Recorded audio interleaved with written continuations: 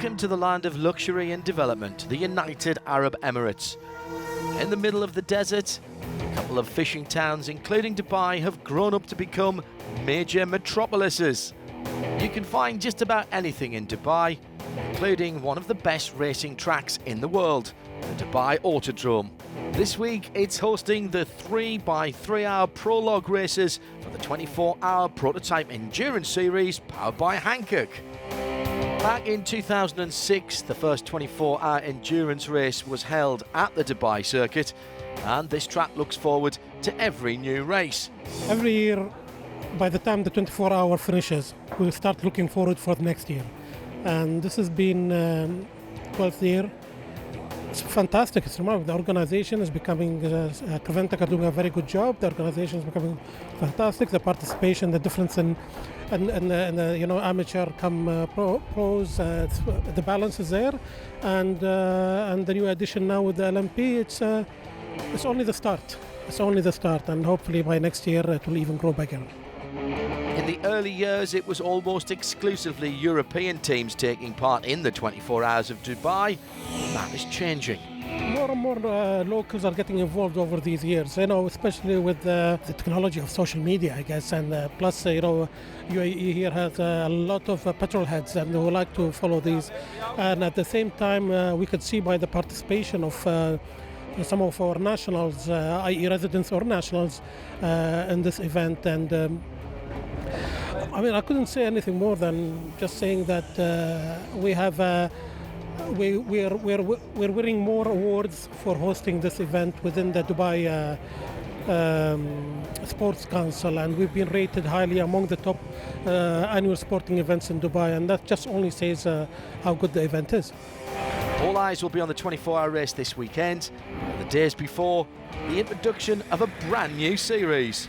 You can see this race as a pilot race for the upcoming series starting in Hankook in April. And we are having here 17 cars on the grid, which is a great success. We have to thank all the teams who are part of this first ever prototype race we are organizing. Creventic already organised the 24-hour endurance series and the 24-hour touring car endurance series. So, another championship? We've had many requests from prototype teams to join one of our other races, but the performance simply just doesn't fit with GT or touring cars. So we thought, well, why not putting all the mesh of sports cars and prototypes into one group, having a prototype dedicated racing series. Well, this now is a pilot event. It is a start of something completely new for us, new for the teams. It's a learning process, and we are happy that we can start this new chapter of prototype racing within the Creventic world of endurance racing. There was a clear need for this series. Because we want to showcase the G57, the Ginetta G57, which is one of our it's a top premier car at the moment. Very fast, and then this series is very attractive to us because it's great track time and it's run by some great people. I think it's a great idea. I think lots of us are looking forward to the 12-hour races coming up. Places like Spa, it'll be absolutely fantastic.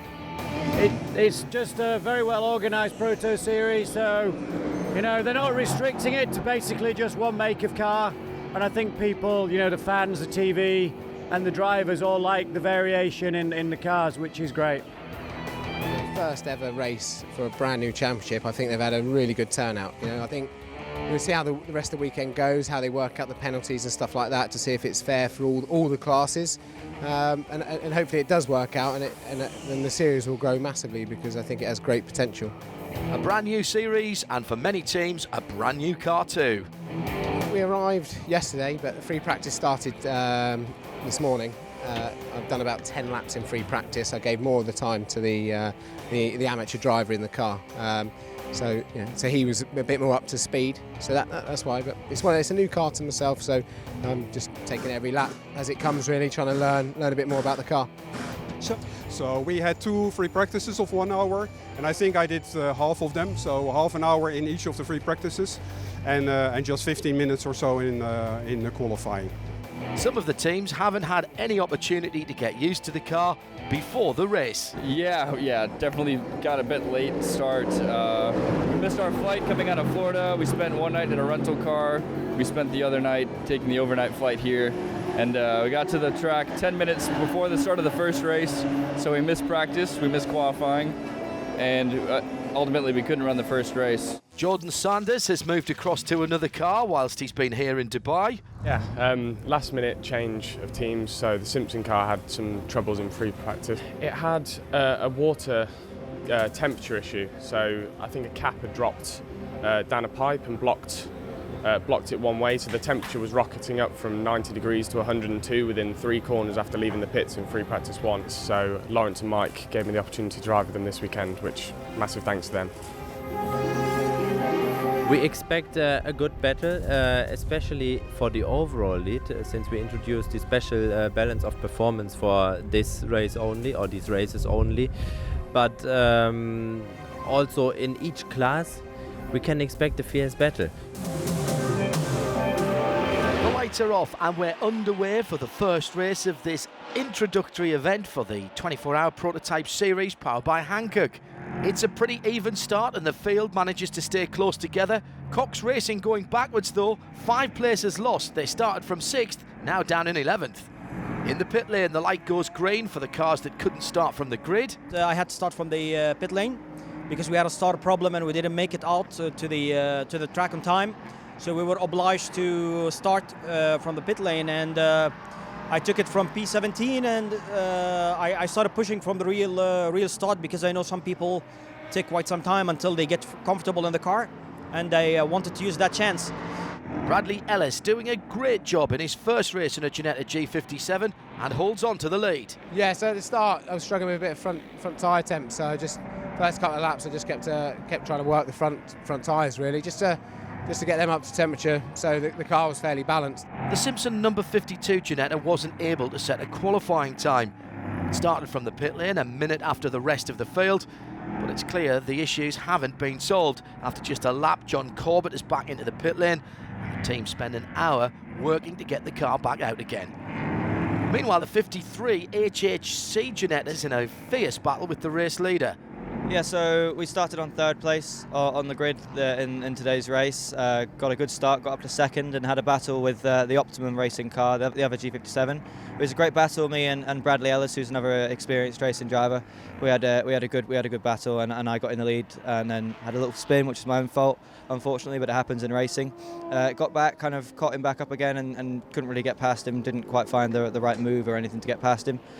Not battling with anyone though is the number 56 ATEC DXB car. Appear to be issues there. After one of the race, the power steering failed. I tried to keep it to the end, but after 20 to 25 minutes, yeah, I couldn't hold it. So I came in. We tried to fix it during the race, and we went out again, but it didn't help. And yeah, now we're still trying to fix it. A spin from the Avalon Formula number 45. The car's been suffering from a misfire right from the start of the race. A code 60 has been called to allow the safety vehicle to retrieve the Wolf GB08CN. The car's pulled into the pit lane, and we're quickly back to green flag racing for the rest of the field to enjoy. The car is easy to drive, but the race is very fun. It's difficult with the temperature, very high, and but it's very fun to be here. The battle for the lead, just as fierce as it was at the start. It was good. He was pressuring me for the whole stint. Struggled a bit with rear tyres. They started to go off quite early on, so I just tried to manage them for the whole hour so I could drive the car consistently at a set speed to try and manage the tyres. But no, it was really good fun. It was fast, enjoyed it. Here it's particularly difficult because there's offline, there's sand, and it's very dirty offline, so if you put one wheel wrong, you just lose all grip, and it's still something I'm not really getting used to because I've never driven here before. But it teaches me now for the future that, you know, it's costly to make mistakes here, which makes this circuit particularly difficult and challenging for any driver. Fighting back and setting good lap times, the 48 Ligier of Cox Racing. The first 5-6 laps I could follow the leaders and could follow the Ginettas. Then I arrived a bit in, I lost them a bit, and I was in limbo land, and then, you know, my focus was a bit gone, so then my time was also a bit off, and then towards the end of the stint, actually at the end of the stint I was faster than in the beginning, That's always, I drive, I drive too little. I should be more in the car. But I think that tomorrow will be much better. In these 3-hour races, there's 2 mandatory pit stops. Now, most teams are getting their first pit stop in after about an hour. Race leader and second position both in. Now, they're both in at the 2-hour mark, but the 53 HHC Ginetta started its pit stop a couple of minutes earlier than the 54 of Optimum Motorsport. So the standings as we look at them after an hour are just a little bit topsy-turvy. So here's how they stand after an hour. The Optimum 54 in the lead, the 53 HHC Racing down in 5th, just showing how close the field is. The 51 Ginetta of Century Motorsport now in 2nd, 3rd overall, the 12 Ligier of Graf Motorsport. In the classes, for G57 Ginettas, Optimum and Century taking 1st and 2nd obviously. 3rd in class, the CWS number 55 car. The CN class has the biggest variety of chassis. It's a Radical leading the class. At the end of the first hour, the number 80 of GDL Racing Team Asia has a lap over 2 Normas, both entered by Craft Racing. The 82 second, the sister 85 car in 3rd. The new series is underway in Dubai, and there's plenty more racing still to come.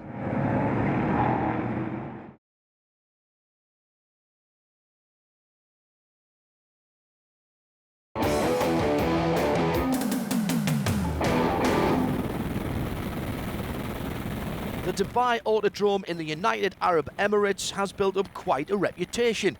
So what makes this such a special track? The first sequence of corners are absolutely fabulous at Dubai. They remind me of Silverstone with the Maggots-Beckett's complex, which I think is, best complex in the world. And the rest of the track, nice long straights, loads of aero, loads of grip. Obviously it's a little bit sandy in places. But it's all part of the fun, It's always wet in Spa and it's always sandy in Dubai. Yeah, if you go, a foot offline, the car just understeers wide and it's, really hard to control. So into turn 1's a good position to overtake. Another good position is after the long right, I think turn 5 or 6. That's a good place to overtake. After the back straight, that's another good one, and the final sector is quite easy to overtake as well. So it's a mixture. There is places where you can overtake and there's places which are quite difficult to overtake. Let's get back to racing on the Dubai Autodrome. We're into the second hour of this first race of a brand new category. The number 48 leading overall, but owes us a pit stop after 70 minutes. He's gone very long indeed, and the car does come into the pit lane. The number 53 HHC Ginetta, which earlier was 2nd in the race, is very slow on the track. In fact, it's crawling, but then regains some power just when it seems it would come to a dead stop. We were in 2nd when we pitted, and then we came out after the pit stop, and it appeared that we had a misfire. I think one of the HT leads went on the engine, which meant I think we were only running on 7 cylinders, so we're having issue with straight line speed, which was costing us time each lap. So I was on the radio, feedbacking to the engineer, and Jody from HHC said just stay out till we get the parts. So I had to just do 3 or 4 laps until we could stop, until they had the parts ready to fix, and then we got the engine cover off in the pit lane, and unfortunately the issue was more terminal than it first seemed, which is unfortunate. But it gives us time now to fix it before the races tomorrow. And now the number 54 Ginetta from Optimum Motorsport, remember this was leading the race earlier, is also slow on the track. I just started my stint. We were chasing down the P1 Ligier, and I went a little wide just onto a curb, which is usually no big thing. The car came off the curb, there was a small bump, then I lost power. More importantly, I lost the ECU. So actually, I was completely blind. So I had no means of knowing what was going on. Power tried to recirculate. I also lost power steering. So I immediately came straight into the pits. So I guess I'd gone about half a lap. What I didn't know was that the power drop was so severe, it also knocked out the water pump. So we actually had an overheating engine, but of course I couldn't tell because I had no screen to tell me it was overheating. These problems for the early race contenders has left the battle for the lead wide open. Edward Lewis Browner in the number 12 Ligier, heading the field now. Peter Cox in the identical car was a lap behind, but now goes through and puts himself on the lead lap. Technical issues have hindered some teams, but sometimes a loss of position is just down to driver error. I took it finally from P17 to P4 overall, and this is how I gave the car back in. But we had a problem, as I said, the starter motor. So my teammate, he didn't know how to jump start the car after refuel. So he had to sit a tutorial for like 5 minutes, and all that has been done before has been wasted. So we're trying now to do anything, but I'm not sad because I can still come back and do it tomorrow. Peter Cox has had to come in for a time penalty for speeding in the pit lane. That's really set back his hopes of grabbing the overall lead. Meantime, the battle for the lead goes on out on the track. Daniel Mackay's behind the wheel of the number 51 Century Motorsport Ginetta. He's been pushing for the lead and he's more or less handed it as Edward Lewis Browner slows down in the number 12 Graf car. And then at the end of that same lap, Lawrence Tomlinson gets handed the lead when the Century car comes in for its pit stop. The 57 Graf Ginetta holds on to the lead even after its stop for the driver change. But at the first corner suffers a puncture and Mike Simpson has to come round a full lap before the engineers can fit a new tyre and wheel and get the bodywork sorted out. The Craft Racing team were delayed for 2 days at a Turkish airport and arrived just 24 hours ago. But that doesn't seem to have hindered the team. They're now leading the CN class. It's great for the moment. We are the first place and we don't make any mistake. And the car is without mechanic problem at the moment. So we hope that we can finish like this. No, we never imagined that we can be first, but it's not finished, never finished. And that was proven at just that moment. The number 82 has had to retire, just a minute short of an overall podium position. The engine troubles so severe, even though the engineers put in a full night's work, the car wasn't even able to start the other races of the week. A Code 60 was called to retrieve the car. As soon as it was lifted, the 46 has a spin and also had to be recovered under another Code 60. Peter Cox had worked himself back into second position and was racing to try to take the lead. That was before the Code 60s. Thought perhaps there was a chance still for P1, because Peter was really going very fast and closing the gap by 2-3 seconds a lap, I think. But then he got stuck at 37 seconds and there was code 60. And then we could see that it was undoable to go for P1 overall. But very happy with P2 overall. Good news for Frank Mattelli in the number 12, who had clearly been feeling the pressure with the 48 breathing down his neck. Yeah, Peter is a very, very fast driver and he goes to me, and it's difficult to take cool in the car, but we won the race and it's good for the team and for me and my sponsor.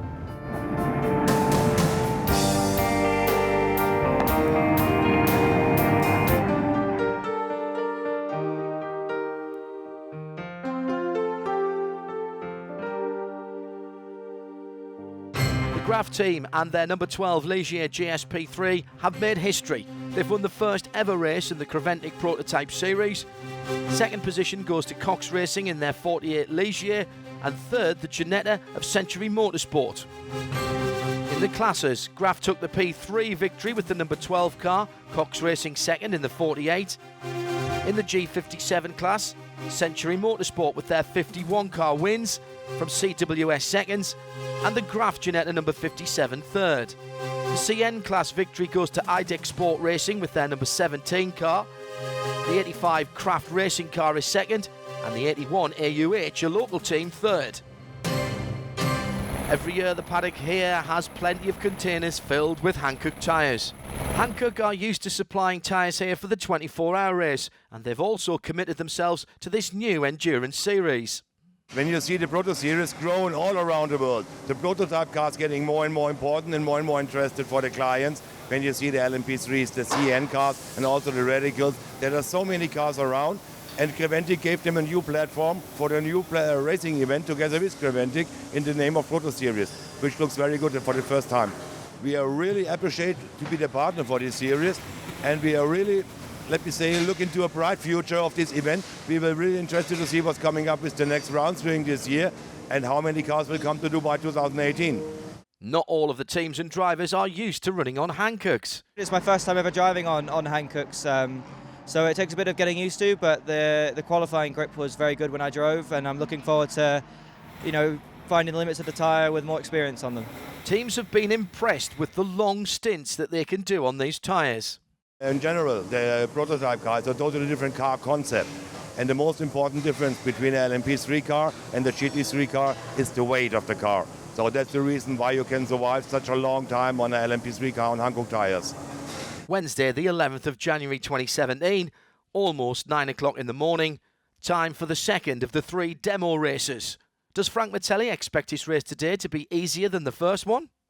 No, it's a hard race because Peter Cox is a very fast driver and the Ginetta is a very fast car with the LMP3, and it's difficult to make the same result today.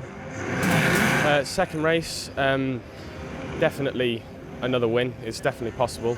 We've got a great team behind us and a strong driver lineup. Lawrence, Mike and I, we're a good pairing, and I think we can do the business. Simpson Motorsport will expect their number 50 Ginetta to perform better than yesterday. We have problem with the motor. We don't know exactly what, but now we change a lot of things, and at the end of the race it was better. And now it's time to race. Across the start line, and even in these warm winter temperatures, the race has started in a light morning haze. And the battle start immediately. The Optimum 54 Ginetta back in the pit lane for a drive-through penalty. I didn't know what I was doing, and exiting the pits, I didn't miss the red light, so I had a drive-through on my first lap, which was really unfortunate, because I had a good start. I think I picked off 3 or 4 cars. I could have had a few more, but I didn't know where I was going, so yeah, I thought better of that. And then I just kind of progressively built some pace, found some comfort in the car. Drivers are still getting used to their cars. Khaled Mulhaf locked up his wheels, resulting in a flat-spotted tyre.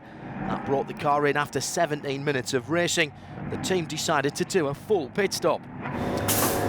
Because due to the regulations, we believe this was a better strategy. At that point, if you have to pit, we believe it's better to take the full time penalty, which you have to do for 2 of your pit stops. A bad position on the starting grid doesn't mean it's going to be bad for the race. Oliver Smith giving a perfect example of how things can get better. We started from, I think I don't know if we were last or second to last from the G57s, but I had a really good start. Found some good pace and managed to get up to P1, I think within the 4th lap.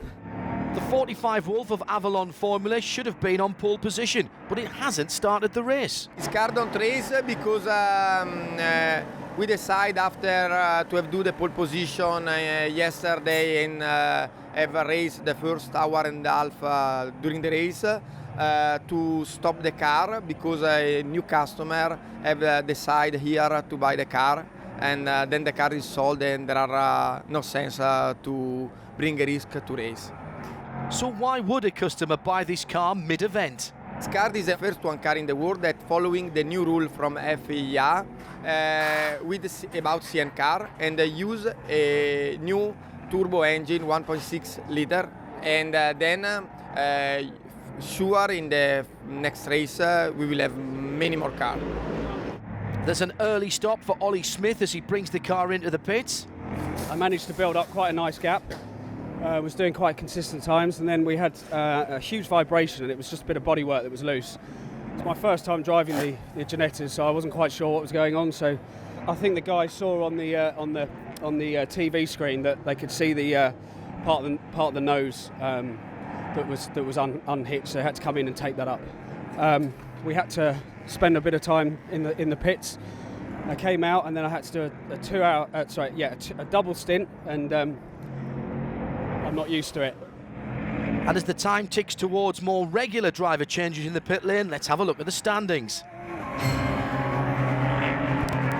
Craft Racing have taken the lead at the 1 hour mark. Their number 85 Norma M20 FC 3 seconds ahead of the number 12 Graf Ligier GSP3. Third overall, the Avalon Formula number 46. That's the Wolf that hasn't been sold yet. In P3, it's the Graf number 12 leading, followed by the Cox Racing number 48. The 48's already made its pit stop, and the 12 has just come into the pit lane, so there's plenty of time for that one to shake out.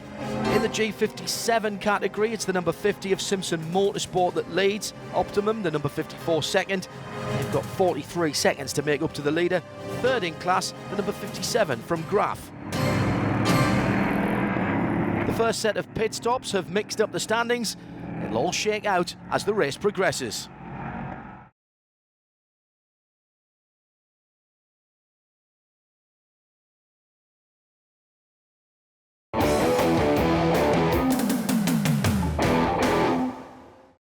Creventic organised 3 different series. The Touring Car Endurance Series features cars you might see on the motorway. In the 24-hour series, we see the touring cars again, and they're joined by GTs and sports cars. This is the Prototype Endurance Series. But what exactly qualifies as a prototype? Prototype cars are purpose-built race cars.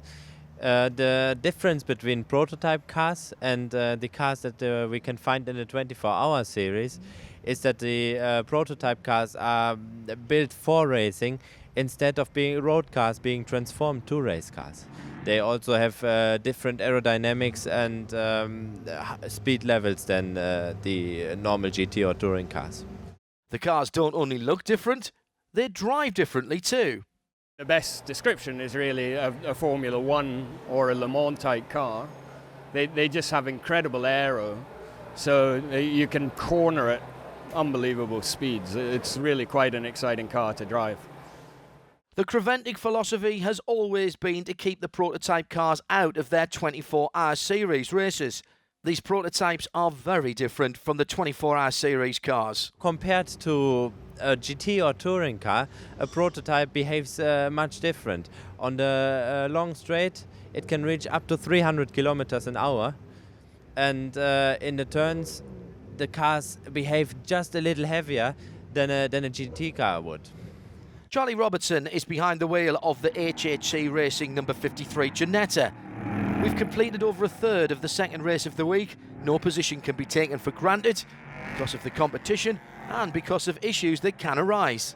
We are second overall after 1 hour and 10 minutes. Everything working fine. There are some things that happen into the engine cover and broken the oil belt. For this reason, we bring more time to clean everything and change belt, and then the car is now ready to race in the next race to this afternoon. After a long battle for second, the 57 of Graf Motorsport takes that position. Stint was great, the car was really strong. I got tangled up with the number 50 car.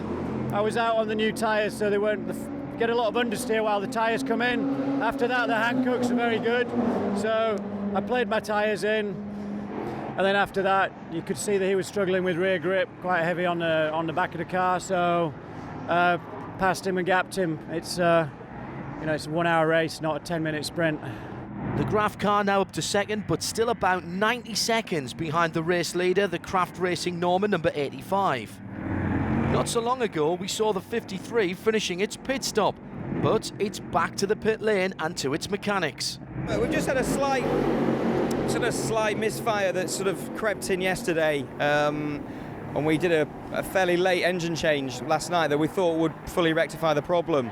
And initially it looked like it had. Sadly, it just crept in. And although we probably could have finished the race, it's just not what we want to achieve at the moment. We want to make sure we look after the car and try and have a very good car for race 3. The Cox Racing car still very much in the battle. Peter Cox himself has just taken over the driving duties. Nico Pronk has just got out of the car and has really enjoyed his time on track. Yeah, I really enjoyed it. It was, like I said yesterday, I hope that it would go better than yesterday. And I was immediately on the right pace, and I kept it in that way. So I'm very happy with that. Also, the strategy was a bit different. Today, Peter did the start, so I did the middle stint, and I think that also worked better for me. So I'm very happy. Then we had a nice fight with a Graf car for the let's say P1 in our class. and I enjoyed it very much. It was a nice fight. Coming out of the last corner, Ollie Smith spins the Ginetta. Tyres were completely off. Had low fuel warning, and I was just coming out the last turn, and just lost the back end, and didn't touch the wall. But I mean, there was no bodywork damage. There was no. I mean, I literally touched up against the wall, so I can't see what was wrong. The 56 is out of this race, but there is a third race to come, and the team will be contesting that. Bradley Ellis in the 54 Ginetta is running second overall and setting the fastest race laps. Then there are problems for the race leader, the 57 Ginetta. In the bottom of the picture, Mike Simpson runs wide at turn 10 and shortly afterwards does lose the lead to Bradley Ellis.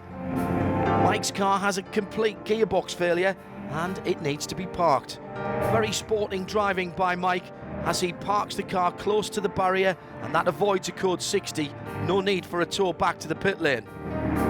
Meanwhile, it's time to look forward to the last part of the race. I hope we will finish on the podium, but the race is long and we have 30 minutes or more to finish the race. And we saw yesterday that it was really hard to finish and there was a lot of penalties and a lot of stuff, mechanic problems, so we just have to wait. I think we are currently P2 overall. P1 is going to be a little bit difficult because Bradley Ellis is in the Ginetta, is very fast. And Bradley I know from McLaren, in the McLaren P1 GTR, he's my driver coach. He's a very fast driver, so the two drivers that I drive with, Peter Cox and Bradley Ellis, are now P1 and P2, so very nice. And after 3 hours of racing, it's Bradley Ellis in the 54 Optimum Motorsport Ginetta who crosses the finish line first and takes overall victory in the second race of the weekend. Bringing home the victory was apparently not quite as hard as you might expect. The boys here did a good job the first two stints, so literally I just pushed hard to start off with, got a good lap time in, and then just after that just backed off and just maintained the gap, so just save tyres and look after the car, make sure it finished. So it was pretty easy really. A lot more track time to come, so we've got another 3-hour race later on, so looking forward to that. After 82 laps of racing, it's a win for the Optimum Ginetta number 54. Second and third in close attendance, the 48 Ligier of Cox Racing just 28 seconds away, and 70 seconds further back, the CWS Ginetta number 55. In the G57 class, the Ginettas of Optimum and CWS are first and second, with the Simpson Motorsport 52 car in third. The P3 class win goes to the 48 Ligier of Cox Racing, and it's the Graf number 12 in second. In the CNs, the Norma number 85 of Kraft wins the class, it's IDEC number 17 Ligier in second, and another podium for the AUH Radical, the number 81 in third. The 3x3 Proto Series is taking place in the week of the Hankook 24 Hours of Dubai. This is the 12th time the race has been contested here, to the delight of the people in Dubai. The series, the 24-hour, has been going on now for the 12th year, but people say it's a race. I think it's more than a race. I believe this event has been and will be as an important sport event, not just motorsport, but sport event in the UAE and especially Dubai. Especially that the promoter is user-friendly, I will call it. Like talking to the development is there. This is an important race for us in the UAE. Some of the drivers are here for the 24-hour series and the prototype races. I'm driving the Proto Series with this team, ATAC, and then my main focus is on the 24-hour race with Russell Racing, and with two teammates, Mirko Bartolotti, Christian Enghardt, Rolf van Eyken, and also Mark van Eyken. So that will be, that will be very, very nice. I actually came here because this is my third Dubai 24. I race a Ginetta G55 SP3 GT4. We've had some good success here. We were champions in 15, we came fourth in 16, and we thought we'd have another go. We've got a new team of drivers. Well, Dan actually drove with us last year, but we've got a couple of other guys, and we're very much looking forward to it. In an already busy week for the 24-hour series, why enter the other series as well? I'm a huge fan of Creventic and their organisation. I've done Barcelona, I've done Mugello, so I've done 2 previous Dubais. With Creventic, I think they're an excellent organiser, run a very, very tight ship, and they know how to run a very, very good race. But you still need an eligible car. Well, GDL has the radicals, so it was quite easy. We were here for a test in the Lamborghini on Saturday. So for us, we kind of needed to fill the days, and we thought, okay, why not give it a shot? I guess it's people, there's a lot of GT cars here, and it's a big change from driving a Proto to a GT. So I think speaking to other people who are driving, maybe they think, well, I don't want to jump between the cars. It's a bit confusing, so I would guess. But hopefully the Proto will grow, because it's really a good fun series. It's a great series. The third and final race of this Prototype Endurance Series introductory event is about to start. So, what are people expecting? So tonight I should start the race. Jordan should do the middle stint, and Michael should finish off as usual. He's our hot shoe. Well, yeah, it's every race is 3 hours, so everything can happen. But I think we will do the similar strategy as this morning. And so Peter will start, I will do the middle stint, and he will do the night stint as well. So yeah, see what happens. I think right at this moment the expectations for race 3 are let's just have a car that hopefully can finish the race. And I know that if we do have a car that can finish the race, I'd like to think we can be certainly on the podium outright. The 2 warm-up laps have been completed and the race is about to get underway. The 54 Optimum Motorsport Ginetta started from pole and holds on to that position. Well, the start was really easy. They threw the green really late, so it was really relaxed, and all we did was accelerate through the finish line. It took a little bit for the tires to get up to temp, but once they were, it was a smooth race. It's a fantastic start from James Winslow in the Simpson Motorsport Ginetta number 52. He started from 5th on the grid, but by the first corner, he's moved up to 2nd. After just 2 minutes and 40 seconds of green flag racing, there's a code 60. Nigel Farmer in the number 80 Radical of GDL Racing Team Asia and Jean-Charles Perrin in the number 85 Norma of Craft Racing have come together. I was trying to make a move on a guy. There was a gaggle of 4 cars. I cut onto the inside and he cut inside as well and left me nowhere to go. So I think a racing incident, it happens. That's racing, Both cars will end their race here. They may look okay, but they were definitely damaged. It was fairly substantial with the suspension arms, so even if we'd fixed it, we would have lost 45 minutes probably. And in a 3-hour race, it's not really worthwhile. I fought through a couple of cars. Best fight was with the CWS number 55 car. Got held up by them for quite a while. Good driver in it, so happy to pull the move off into the last corner in the end. Yeah, it was pretty good. How hard is it to overtake here? It's difficult, so it's not too bad under braking, but it's mainly when you go around the corners. If you're coming up to a back marker and have to go around the outside, it's quite difficult, but if it's in a straight line into a corner, then it's not too bad. So Kyle Masson is in a battle with his car.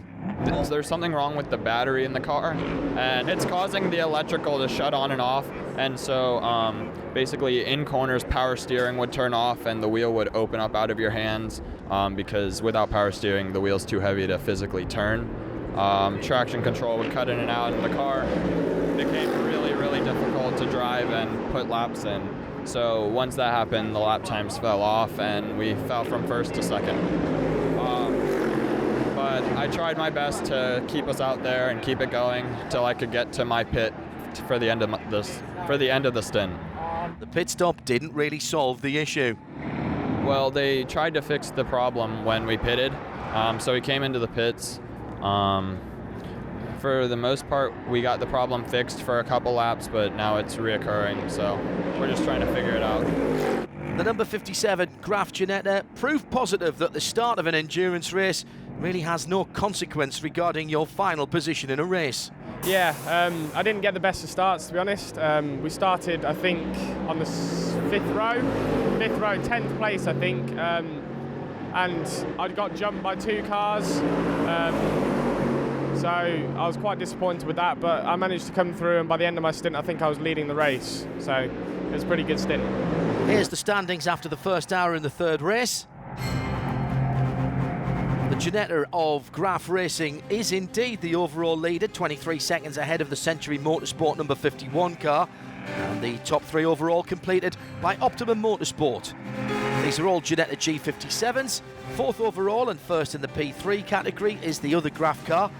Number 12 has a 2-lap lead over the Cox Racing number 48. Both of those cars Ligier GS P3s. In the CN class, it's the Wolf of Avalon Formula that leads the class. They're number 46, a lap ahead of the number 17 Ligier GS53 of IDEC Sport Racing. And third in class, the AUH Motorsports number 81 Radical SR3 RSX. Still 2 more hours of racing to go in the 3x3 Proto introduction event here in Dubai.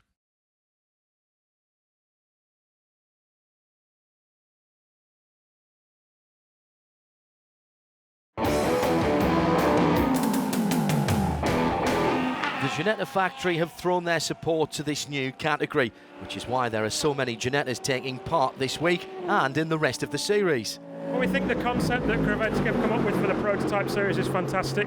We want to support it. We've supported it in a big way. As you can see, we've got 8 cars with us. I have to say it's been pretty frantic, a tough weekend, but I mean, if people don't make the commitment like we've made this commitment, then it's hard to get these series off the ground. So we're in for the whole season, really looking forward to the 12-hour events. This 3x3 plus all the free practice and qualifying has been a pretty tough going spread over just 2 days. So it's going to be great once they get the series proper off the ground, and we'll be back in full force. I would hope and expect we'll have more than 8 cars running. The factory doesn't run the cars, the teams operate their cars independently, but the support of the Ginetta factory is always close by. Obviously it's important that the teams have the support from the factory. So we've got 2 container loads full of spare parts that we brought over here. We've got, I think, 8 to 10 members of staff that have come from Ginetta, mixture of customer support and technical support. So we've got 2 poor people who have been stuck in the back of the container for 3 days, just so they're ready to receive customers if they need spare parts. And likewise in the pit lane, if there's an issue, our guys are straight in there plugging in with laptops and offering advice and support. Ginetta always welcomes competition and hopes other car manufacturers will follow their lead. They're going to have obviously a bit to catch up on us. We're obviously a bit ahead of the game with this, but I think ultimately the Creventic series looks fantastic. There's lots of this type of car, obviously LMP3s, the G57. In addition to that, you're going to have a lot of refugee LMP2 cars looking for a home. Obviously with 2017 comes the whole new class of LMP2 cars. All the cars prior to that date are now obsolete. They're going to need somewhere to race, and this is a perfect environment for them. And so to the final instalment of this introductory event to the new 24-hour prototype endurance series powered by Hankook. The championship officially starts on the 21st of April at Magny-Cours and then moves on to Misano, Paul Ricard and Spa-Francorchamps. Perfect location for the Ginetta G57s as well as the LMP3s, CNs, Radicals and the last generation LMP2s. This race has a unique challenge. It will race into the dark. So this week the teams have had a morning, afternoon and early evening race. All, of course, aspects of endurance racing. In the pit lane, Roman Wozniak was waiting for his stint in the number 17 car, but the cars had problems. The team pushes the Ligier into the garage. We have the problem with the engine, so normally I need to take my seat now, and I think we are done for the race, and we can't reach. We go back to the track, so I think it's finished for us. But after 40 minutes of hard work, the team have got the car back out after all. There's engine troubles for Qatari driver Amro Al-Hamed. This is the leader in the CN class, but a big trail of smoke and a spin ends the race here for the number 46 Wolf of Avalon Formula. It's the final pit stop for the number 57 Graf racing car. Khaled Al-Mudhaf from Kuwait is getting out of the car and loved his run in the G57. I love the car. It's really nice to drive. It's more like a P2 car than a P3. It's just like on rails. I didn't get any practice or quali. I got my race. I got my drive in the race, so it was good fun. It was good fun. Bradley Ellis is back in the pit lane. There's a problem with the headlights, and the team couldn't fix it quickly enough, so the winner of race 2 is now out of race 3. number 57 Ginetta had issues at the fuel stop which cost it positions. Mike Simpson has been put back in the car to try and gain some of that time back. Mike's quicker in the dark than both of us, so he's just going to put the hammer down and hopefully get us back on the order. In the CN class, the leader is the 81 Radical of AUH Motorsports. This is a team that's had a trouble-free race. Peter Cox is working hard to close the gap to the number 12 of Graf Racing, but it looks like the end of the race will come too quickly for him. Out of the final corner, Daniel Mackay has a close call, just avoids hitting the barriers and keeps the 51 car leading the G57 class. The overall leader is still Frank Mattelli in the number 12 Ligier. I basically came here without any expectation. It's the first time I'm driving the car, so I thought, let's go to Dubai, enjoy the sun and do a little racing, but I didn't expect to win, so I'm extremely happy, extremely happy.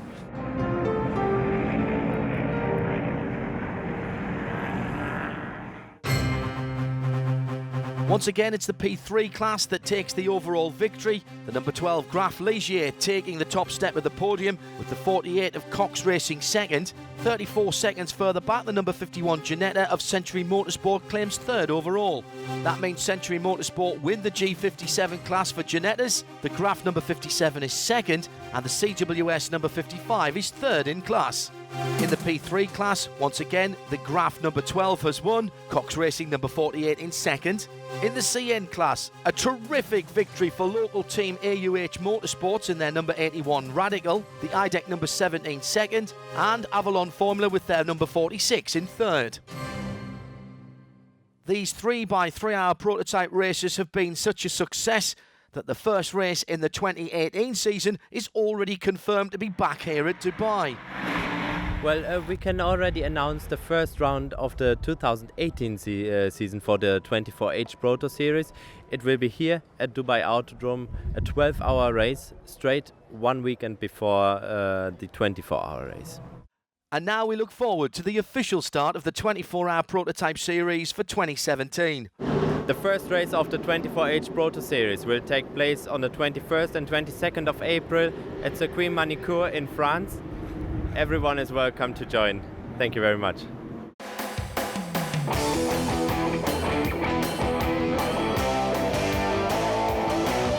So with the end of the 3x3 hours of Dubai, the prototypes are packing up, but the paddock is still busy as the Hankook 24 hours of Dubai is still to come later this week.